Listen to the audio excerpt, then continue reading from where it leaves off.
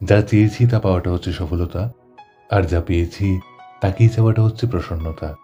বন্ধুরা, আবারও ছোট্ট একটা গল্প নিয়ে এলাম। একটা গ্রামে একজন মূর্তিকার থাকতো। তিনি খুব সুন্দর আর মনোরম মূর্তি বানাতেন। তার বানানো প্রত্যেকটা মূর্তি একেবারে জীবন্ত মনে হতো। আর এই কাজ করে তিনি খুব ভালোই রোজগার করতেন। একদিন তার একটা ছেলে হলো। তার এই ছেলে ছোটবেলা থেকেই মূর্তি বানাতে শুরু করলো। ধীরে ধীরে তার ছেলেও খুব সুন্দর মূর্তি বানাতে আরম্ভ করলো। মূর্তিকার তার ছেলের এই সফলতা দেখে ভীষণ খুশি। কিন্তু সেই মূর্তিকার তার ছেলের প্রত্যেকটা কাজেই কিছু না কিছু ভুল ধরিয়ে দিত। তিনি বলতেন, ভালো হয়েছে, কিন্তু পরের বার ভুলগুলোকে শুধরে নিও। তার ছেলে বাবার সব কথা মন দিয়ে শুনত এবং তার কাজটাকে আরো ভালো, আরো নিখুঁত করার জন্য সবসময় চেষ্টা করতে থাকে। অনবরত চেষ্টার ফলে ছেলেটার বানানো মূর্তি তার বাবার বানানো মূর্তির থেকেও আরো সুন্দর ও নিখুঁত হতে থাকলো। এই করতে করতে এমন একটা সময় এলো, লোকজন তার মূর্তিগুলো তার বাবার বানানো মূর্তিগুলোর থেকেও বেশি দামে কিনতে শুরু করে। কিন্তু তার বাবার মূর্তিগুলো সে আগের দামে বিক্রি হতো। মূর্তিকার তখনও তার ছেলের বানানো মূর্তিগুলোতে ভুল ধরিয়ে দিত। কিন্তু তার ছেলের এসব আর ভাল লাগছিল না। ছেলে অসন্তুষ্ট মনে তার বড় মূর্তিগুলোকে আরো নিখুঁত বানানোর জন্য চেষ্টা করত। একটা সময় এলো যখন ছেলেটার আর ধৈর্য থাকলো না। তার বাবা যখন তার ভুলগুলোকে ধরিয়ে দিচ্ছিল, তখন ছেলেটা বলল, তুমি তো এমনভাবে বলছো যেন তুমি পৃথিবীর সর্বশ্রেষ্ঠ মূর্তিকার। তুমি যদি এতই ভালো মূর্তি বানাতে পারতে, তাহলে তোমার মূর্তিগুলো কেন আমার মূর্তির থেকেও কম দামে বিক্রি হয়? আমার মনে হয় না যে এখন তোমার কোনো পরামর্শের আমার প্রয়োজন আছে। আমার বানানো মূর্তিগুলো একেবারেই নিখুঁত।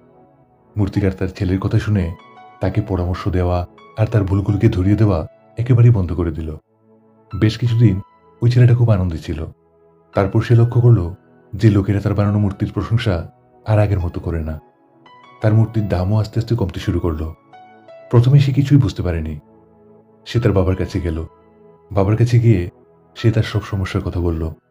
তার বাবা মনোযোগ দিয়ে সব কথা শুনল। তিনি জানতেন যে এমন একটা সময় অবশ্যই আসবে।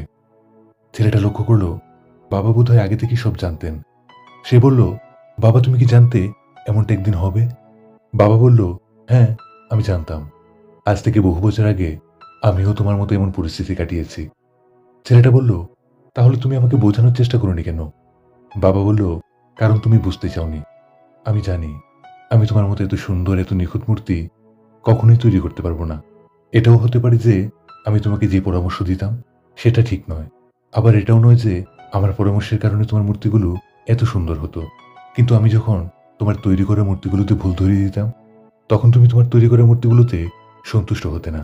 তাই সেই মূর্তিগুলোকে আরো নিখুঁত বানানোর জন্য অনবরত চেষ্টা করে যেতে। আর এই অনবরত চেষ্টাই তোমার সফলতার কারণ ছিল। যেদিন থেকে তুমি তোমার কাজে স্যাটিসফাইড হতে শুরু করলে, আর তুমি এটাও মেনে নিলে যে তুমি এই কাজে ভীষণ পারদর্শী হয়ে উঠেছ, তোমার আর পারদর্শিতার প্রয়োজন নেই, সেদিন থেকেই তোমার গ্রোথটা, তোমার ক্রমাগত নিখুঁত হবার রাস্তাটা একেবারেই বন্ধ হয়ে গেল। মানুষ তোমার কাছ থেকে সবসময় বেস্ট জিনিসটাই আশা করে। আর এই কারণেই তারা তোমার মূর্তির প্রশংসা করা বন্ধ করে দিল। আগের মতো বেশি মূল্য এখন আর কেউ দিতে চায় না। ছেলেটা কিছুক্ষণ চুপ করে রইল। তারপর বলল, তাহলে বলো, এখন আমি কি করব? তার বাবা একটাই উত্তর দিল, আনস্যাটিসফাইড হতে শেখো। এটা মনে রেখো যে তুমি আরো ভালো করতে পারবে। তুমি যেই মূর্তিটাই তৈরি করো, একটা কথা নিজেকে সবসময় বোঝাবে যে এটা তোমার বেস্ট ক্রিয়েশন নয়। আর এই জিনিসটাই তোমাকে সবসময় বেস্ট জিনিসটা দেওয়ার জন্য প্রেরণা দিতে থাকবে। তোমাকে সবসময় বেস্ট জিনিসটা দেওয়ার জন্য ইন্সপায়ার করতে থাকবে। বন্ধুরা, পৃথিবীতে একমাত্র বাবারাই এমন হয় যারা চায় যে তার সন্তান যেন তার থেকেও বেস্ট হয়, তার থেকেও একজন বড় নাম করা মানুষ হয়। যখনই কোনো সন্তান হার মেনে যায়, একমাত্র বাবারাই প্রথম মোটিভেট করে, প্রেরণা দিয়ে জীবনে জেতার রাস্তাটা তৈরি করে দেয়। বন্ধুরা, আমার এই গল্পটি যদি ভালো লাগে থাকে তবে লাইক, শেয়ার, সাবস্ক্রাইব করে দিও। আর এমনি করে ভালো ভালো গল্প পেতে আমার সঙ্গে থেকো।